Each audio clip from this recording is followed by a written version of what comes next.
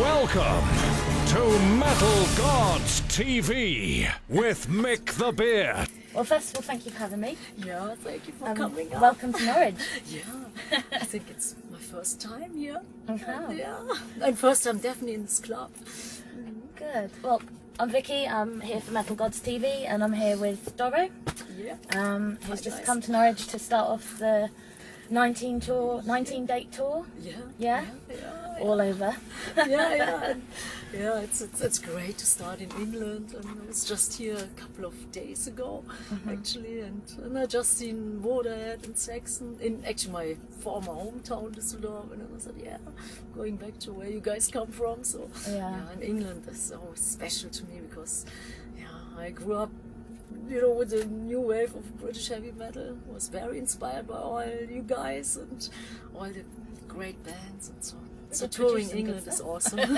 What? We did produce some good stuff. Yes, but totally, and yeah. Well, you spend pretty much most of your career touring, so Yeah. have you got any favourite places that you like to play? Actually, every night is the most important night. Every gig we treat it like it could be the last.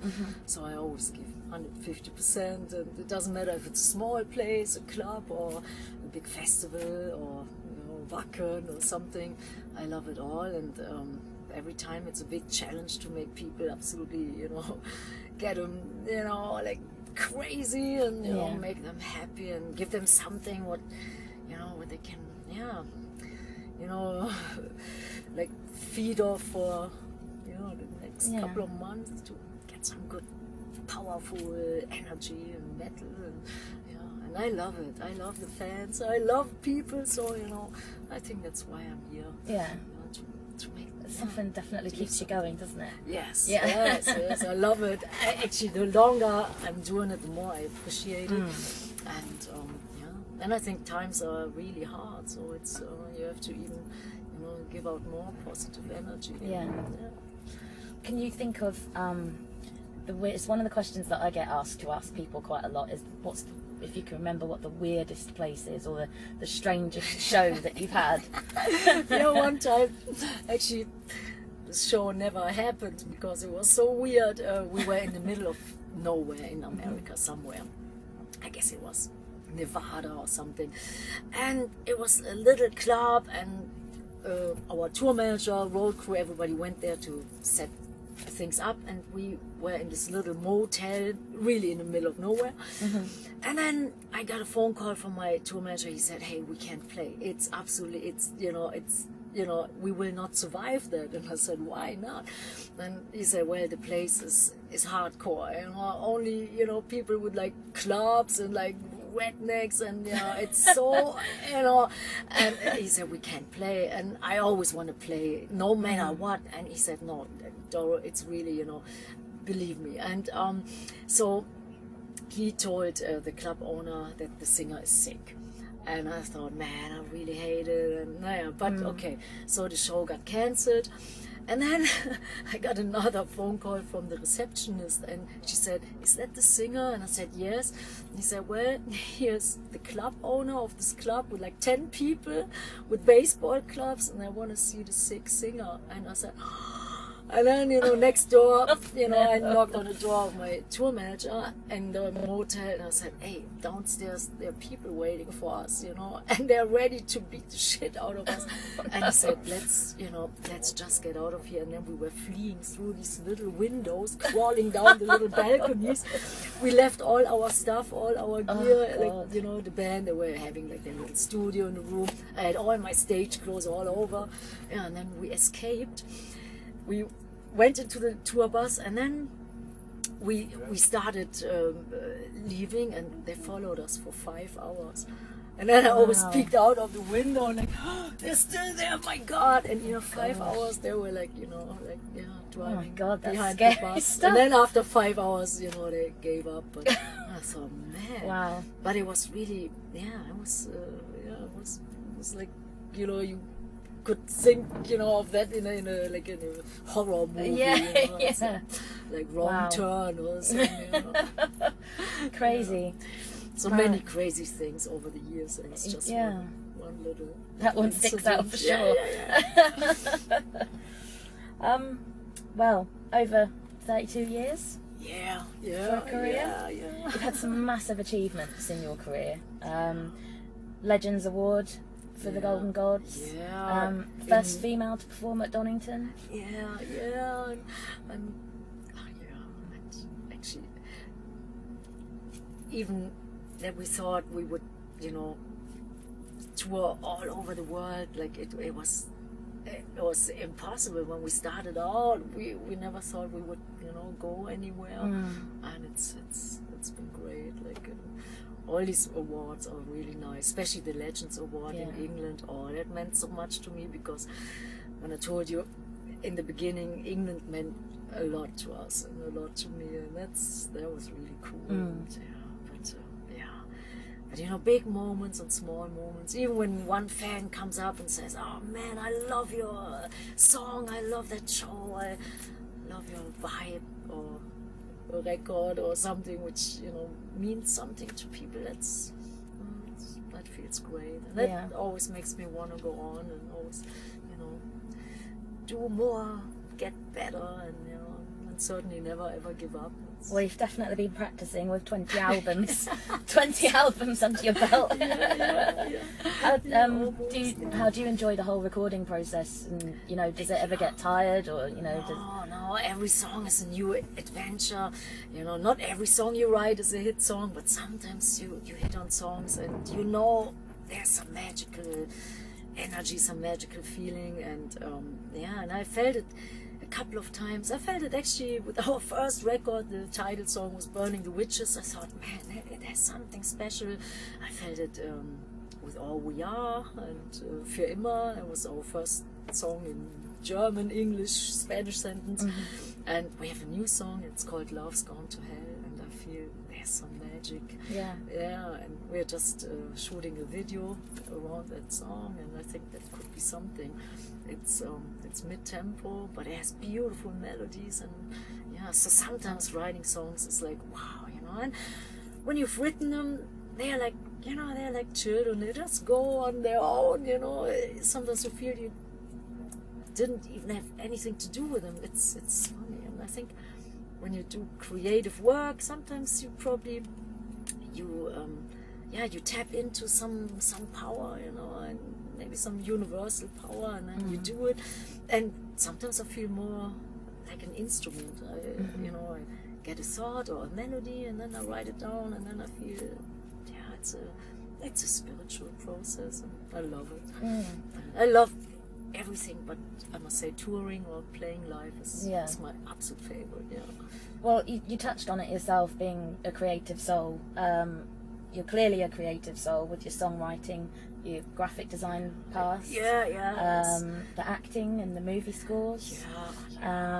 What have you enjoyed out of those things the most? Music, music, and I love sports. I love martial arts. I'm a big fan. The Thai boxing, wasn't it? Yeah, I started Thai boxing in '95, and then I did some Wing Chun, and now I'm doing Eskrima. It's a Philippine martial arts, you can do it with bamboo sticks or knives or swords, and I so basically love it. If someone starts following you again, then you can deal with them this time. Yes, well, it depends, that story when I told you, God, I wouldn't want to even, go near people like that. It's, sometimes, you better run, If it's one-on-one, that's another thing, but if you have a whole crowd of people, I think, you better see, how to get out of that situation. Definitely. With all the touring and the shows, how do you keep yourself in shape and your voice? And actually from touring you're always in good shape, because you're running around on stage, jumping, headbanging, doing your stuff. Singing is very physical, and then martial arts, that's always what keeps me sane, and the body and mind and soul in good shape. And there's a lot of discipline, and you have to concentrate on one thing. That's so nice that you can focus on one thing, and it makes you stay concentrated more. And I feel it even on stage. I don't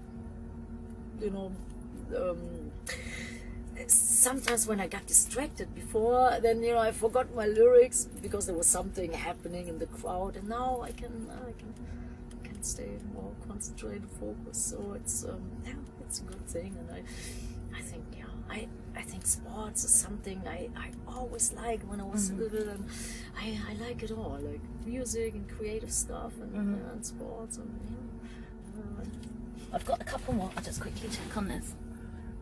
Yeah, we're fine.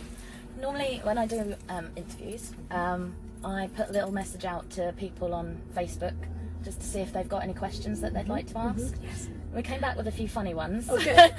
Yes. And a couple of serious ones. So I'll start off with them all. Rich Soddy, he's an owner of a local tattoo shop, Sith Tattoos. He has a habit of putting rockets on different objects. He has so far put a rocket on a Skeletrix car, a toy piglet, a baguette, a toy penguin, an Easter egg and a piñata, and he would like to know what should he put it on next. What would Doro like to see have a rocket put on it? Oh, wow. Oh, God. Maybe our tour bus. That would be good. On your tour bus.